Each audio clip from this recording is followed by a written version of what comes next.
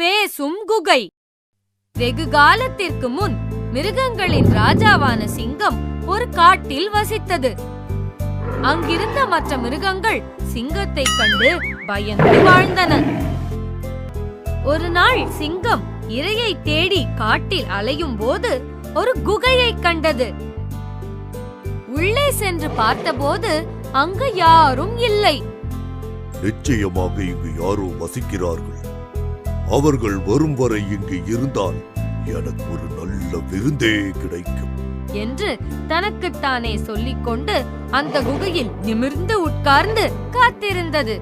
மாலையில் அந்த குகையில் வசிக்கும் குள்ளநரி திரும்பி வந்தபோது அங்கு சிங்கத்தின் கால் தடங்களை கண்டு அதிர்ச்சி அடைந்தது.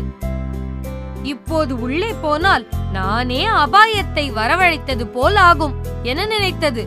ஆனால் குகைக்குள் சிங்கம் உள்ளதா என்று எப்படி கண்டுபிடிப்பது? புத்திசாலியான குள்ளநரி மனதில் ஒரு திட்டமிட்டது. ஓ குகையே என்று பெரிய சப்தத்தில் நரி கத்தியது. இதை கேட்டு சிங்கம் சந்தோஷப்பட்டாலும் சப்தமில்லாமல் பதுங்கி இருந்தது. குள்ளநரி மீண்டும், ஓ குகையே, இன்று நீ ஏன் மௌனமாக இருக்கிறாய் என்று கேட்டது.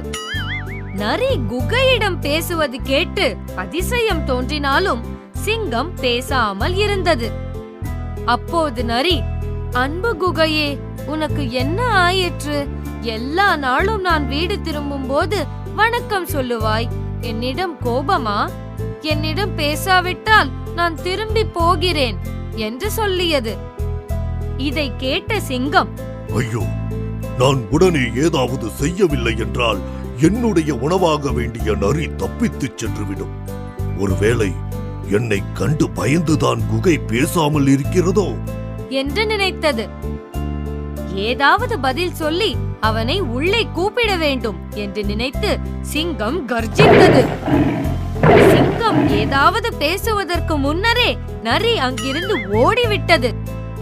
சரியான நேரத்தில் தன் புத்திசாலித்தனத்தால் தன் உயிரை காப்பாற்றிக் கொண்ட நரி தனக்குத்தானே நன்றி சொல்லிக் கொண்டது. சிந்தித்து செயல்பட